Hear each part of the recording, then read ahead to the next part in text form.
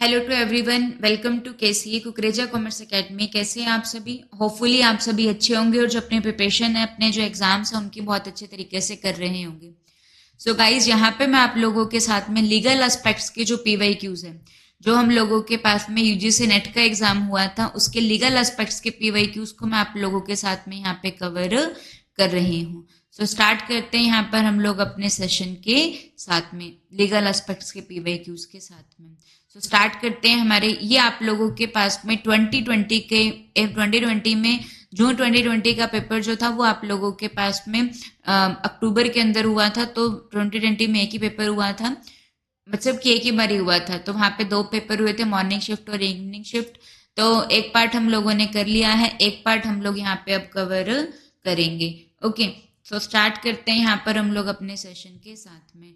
सो पहला क्वेश्चन आप लोगों के पास में, out of the following statement which is not correct about the RTI Act 2005।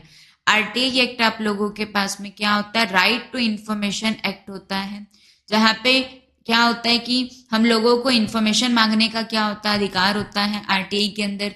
ठीक है, किसी भी गवर्नमेंट इंस्टीट्यूशन से क्या हम लोग गवर्नमेंट इंस्टीट्यूशन में पब्लिक अथॉरिटी के ऊपर क्या लगा सकते हैं? आरटीआई लगा सकते हैं, और वो अकाउंटेबल होते हैं कि वो हमें इंफॉर्मेशन देंगे। ठीक है, बट ये जो होता है ये आप लोगों का प्राइवेट इंस्टीट्यूशन पे अप्लाई नहीं होता है। ठीक है, तो आरटीआई एक्ट के लिए क्या बात जो है वो करेक्ट नहीं है। सो आरटीआई एक्ट जो है वो आप लोगों के पास में 12 अक्टूबर 2005 को फोर्स में आया था। ये क्या है? करेक्ट है। कोई भी सिटीजन जो है वो क्या कर सकता है? पब्लिक अथॉरिटी से, ठीक है, बहुत गवर्नमेंट एंड प्राइवेट, उससे क्या कर सकता है? इंफॉर्मेशन मांग सकता है। प्राइवेट इंस्टीट्यूशन में आरटीआई अप्लाई नहीं होती, उनके ऊपर आरटीआई अप्लाई नहीं होती। तो ये क्या हो जाएगा? गलत हो जाएगा। रिप्लाई जो होता है इन्फॉर्मेशन का, वो विद इन, अगर कुछ नॉर्मल इन्फॉर्मेशन है तो उसका रिप्लाई कितने दिनों में आना चाहिए? 30 दिनों के अंदर आरटीआई का रिप्लाई आता है। ठीक है, आ जाना चाहिए। और अगर कोई भी जो इन्फॉर्मेशन है वो किसी के पर्सन की किसी डेथ वगैरह या फिर उसके जीने या मरने से जुड़ी हुई है, तो 48 आवर्स के अंदर आरटीआई का रिप्लाई आना क्या होता है? कंपल्सरी होता है।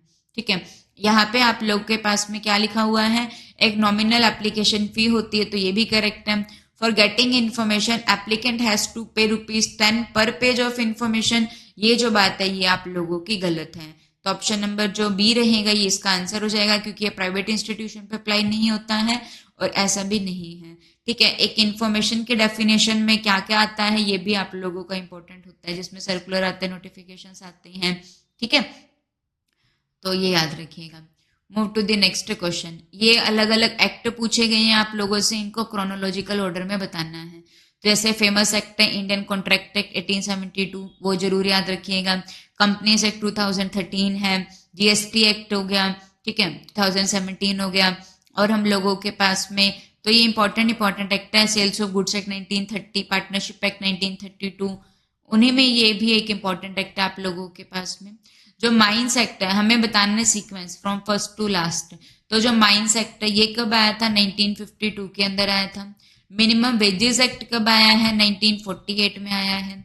ग्रेचुटी एक्ट जो आया है ये कब आया है आप लोगों का? 1972 में आया है। Child labour prohibition and regulation act, ऐसे याद रखिएगा, सीसी, चाइल्ड लेबर। और जो आप लोगों के पास में कंज्यूमर प्रोटेक्शन एक्ट है, और ये आप लोगों के पास में, ये जो दोनों ही हैं, ये आप लोगों के पास में कब आए थे? 1986 के अंदर आए थे। तो ये कब आया? 1986 में आया है। और अप्रेंटिसशिप एक्ट ये 1961 में आया है, जब ट्रेनिंग प्रोवाइड करवाई जाती है। ठीक है, तो वो तो जो ट्रेनीज होते हैं उनको क्या मिलता है? एक अप्रेंटिसशिप मिलती है। ठीक है, तो यहाँ पे आप लोग के पास में सबसे पहले क्या आया है? तो मिनिमम वेजेस एक्ट 1948, फिर माइंस एक्ट 1952 के अंदर आया है। ठीक है, फिर हम लोगों के पास में आया apprenticeship act 1961, then after payment of gratuity act, और फिर child labour prohibition and regulation act. ठीक है, ये हो जाएगा। Move to the next question, assertion and reason. Trademark, यहाँ पे ये आप लोगों का क्वेश्चन कवर होता है। इंटेलेक्चुअल प्रॉपर्टी राइट होते हैं, जो हम लोगों के पास में इनटेंजिबल एसेट्स होती है ना, उनको क्या कहा जाता है? इंटेलेक्चुअल प्रॉपर्टी कहा जाता है। ये क्या होती है? जिसको देखा नहीं जा सकता है, छुआ नहीं जा सकता है। ठीक है। सो इसके अंदर आप लोगों के पास में क्या क्या आता है, यहाँ पे हम लोगों के पास में कॉपीराइट आता है, जो भी आर्टिस्ट वर्क होता है उसके लिए कॉपीराइट दिया जाता है। पेटेंट आता है, कोई भी इनोवेशन होती है उसमें पेटेंट ग्रांट किया जाता है। ट्रेडमार्क होता है, तो ट्रेडमार्क एक क्या होता है, सिंबल होता है या फिर हम लोगों के पास में वर्ड्स होते हैं। ये एक मार्क होता है बेसिकली, जो दिया जाता है जिससे हम लोगों को अपने ही मतलब कि जो प्रोडक्ट होगा उसका एक कॉपीराइट मतलब कि एक अधिकार हो जाता है कि ये हमारा ही है, फिर उसको कोई और यूज नहीं कर सकता है। तो जो ट्रेडमार्क रजिस्ट्रेशन होते हैं, ठीक है, तो तो ये रजिस्ट्रेशन जो होते हैं वो एक्सक्लूसिव प्रोप्राइटरी राइट प्रोवाइड करवाते हैं ट्रेडमार्क ओनर को, तो ये करेक्ट है। जो एक ट्रेडमार्क होता है वो एक साइन होता है, डिजाइन होता है, एक्सप्रेशन होता है, कुछ भी लोगो हो सकता है, जैसे कि ये लोगो बना हुआ है किसी, तो ये ट्रेडमार्क हो गया। तो जो आइडेंटिफाई करता है प्रोडक्ट और सर्विसेज को जो दूसरों से अलग है और उसका एक्सक्लूसिव राइट प्रोवाइड करवाता है। So both are correct with the correct explanation, ठीक है, ये जरूर जरूर याद रखिएगा। Move to the next question. ये आप लोग के पास में मॉर्निंग शिफ्ट के क्वेश्चंस थे, एक पार्ट हमने पहले कवर कर लिया तो उसमें 2-3 क्वेश्चन रह गए थे। अब इवनिंग शिफ्ट के क्वेश्चन स्टार्ट हो रहे हैं। So which one of the following are true for the GST act, GST goods and services tax 2017 indirect tax है, ठीक है, वन नेशन वन टैक्स का रूल इसके ऊपर अप्लाई होता है, तो इसके लिए क्या जो स्टेटमेंट है वो ट्रू है। तो जो जीएसटी है ये आप लोगों को पता है ये कैसा टैक्स है, डेस्टिनेशन बेस्ड टैक्स है, मतलब कि जहाँ पे कंजप्शन होती है वहां पे ये अप्लाई होता है, ठीक है। अगर जो ट्रेड होगा वो आप लोगों का क्या होगा, स्टेट के अंदर होगा। अगर इंट्रा ट्रेड होता है, इंट्रा स्टेट ट्रेड होता है तो क्या अप्लाई होता है, तो सीजीएसटी आप लोगों का अप्लाई होता है या फिर एसजीएसटी अप्लाई होता है। अगर दो स्टेट के बीच में ट्रेड होता है तो उसको इंटर स्टेट ट्रेड कहा जाता है और यहाँ पे आईजीएसटी अप्लाई होता है और इंपोर्ट को भी आईजीएसटी में ही ट्रीट किया जाता है, ठीक है। तो ये आप लोगों के पास में क्या होता है, इनडायरेक्ट टाइप का टैक्स होता है। तो जो इनडायरेक्ट टैक्स है मतलब कि इनडायरेक्ट टैक्स क्या होता है कि जो बर्डन होता है वो किसी दूसरे के ऊपर क्या हो जाता है, शिफ्ट हो जाता है, लगता किसी और के ऊपर है लेकिन पे कोई और करता है, ठीक है। ये हम लोगों के पास में क्या होता है, ये आप लोगों के पास में किस तरीके के नेचर का होता है, रिग्रेसिव नेचर का होता है, याद रखिएगा कैसे नेचर का, रिग्रेसिव नेचर का। जो हम लोगों के पास में डायरेक्ट टैक्स होता है ये आप लोगों का प्रोग्रेसिव नेचर का होता है, क्योंकि जैसे जैसे हमारी इनकम बढ़ेगी तो हमारा डायरेक्ट टैक्स भी बढ़ेगा, तो ये प्रोग्रेसिव नेचर का होता है। लेकिन जो इनडायरेक्ट टैक्स है वो रिग्रेसिव नेचर का होता है। तो जो जीएसटी है ये एक डेस्टिनेशन बेस्ड टैक्स है, करेक्ट हो जाएगा। कंजप्शन बेस्ड टैक्स है तो ऑब्वियस सी बात है ये क्या करेगा, जो कंज्यूमिंग स्टेट्स होंगे उनको बेनिफिट देगा, क्योंकि डेस्टिनेशन बेस्ड है, तो ये गलत हो गया। तो बी और सी वैसे भी दोनों साथ में नहीं आ सकते थे। ये एक तरीके का रिग्रेसिव है क्योंकि इनडायरेक्ट टैक्स और इनडायरेक्ट टैक्स रिग्रेसिव होता है, तो ये गलत हो जाएगा। ये एक अम्ब्रेला टैक्स है जिससे बिजनेस इंप्रूव सही होता है, तो ऑप्शन नंबर जो डी रहेगा ये इसका आंसर हो जाएगा। क्लियर हो गया।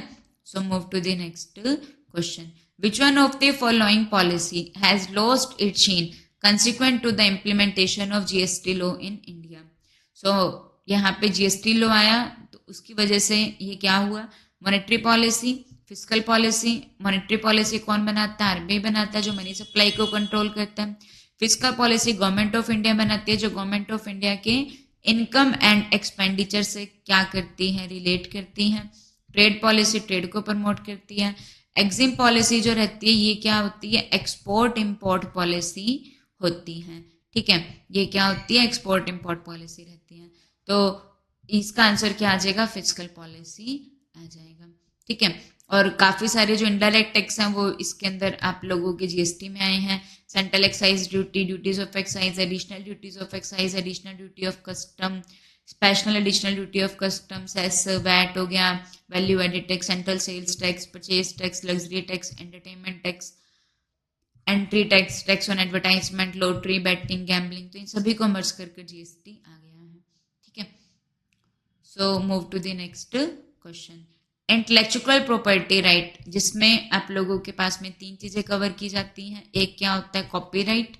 कॉपीराइट जो होता है ये किस लिए दिया जाता है, कोई भी जो आर्टिस्ट वर्क होता है, कोई भी डांस कोरियोग्राफ होता है, कोई भी सॉन्ग कोरियोग्राफ किया जाता है, पोएम लिखी जाती है तो उसमें कॉपीराइट आता है।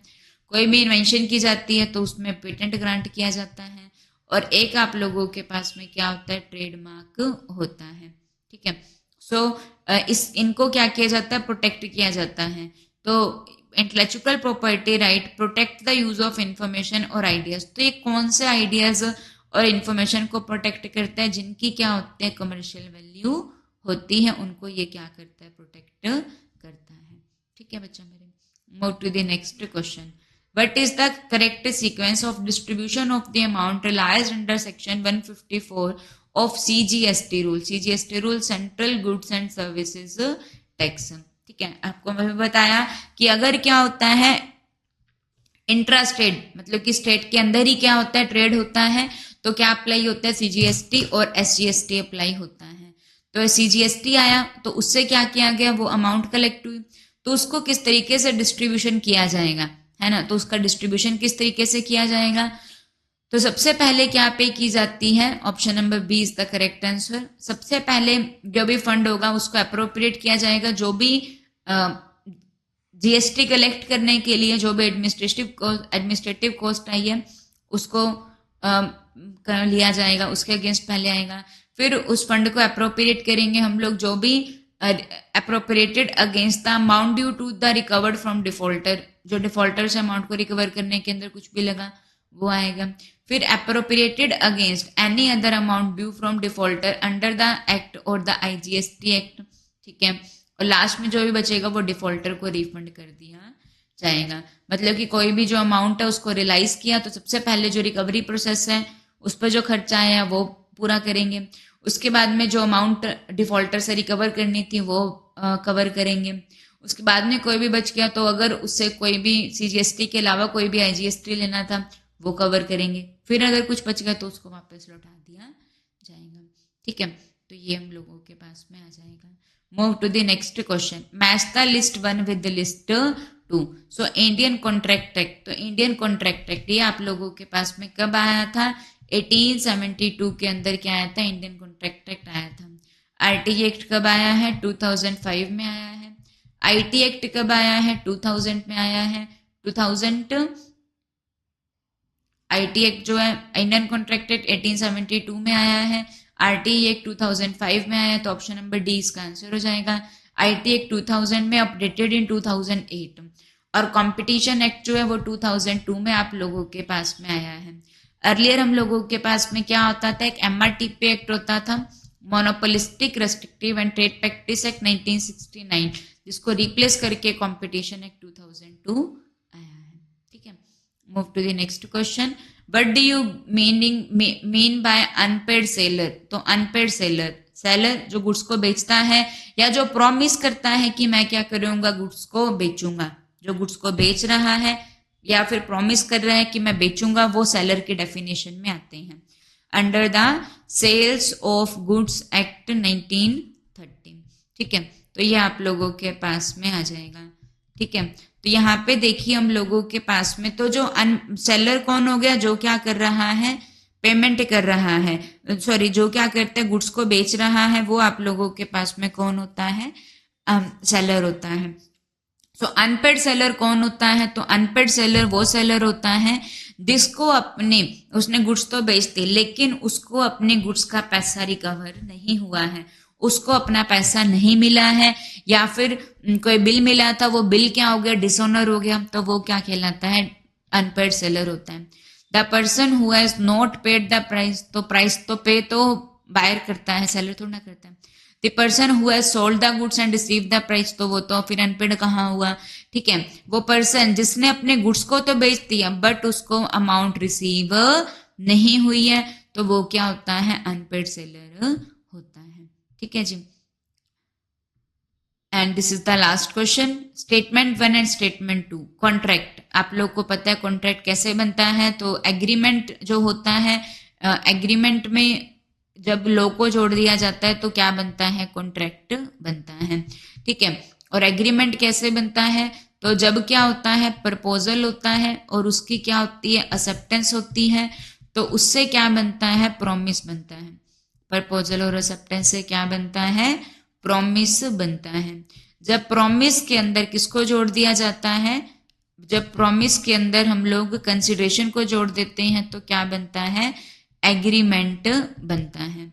और फिर जब एग्रीमेंट के अंदर क्या जोड़ दिया जाता है, लॉ को जोड़ दिया जाएगा, तो वो क्या बनता है, कॉन्ट्रैक्ट बनता है।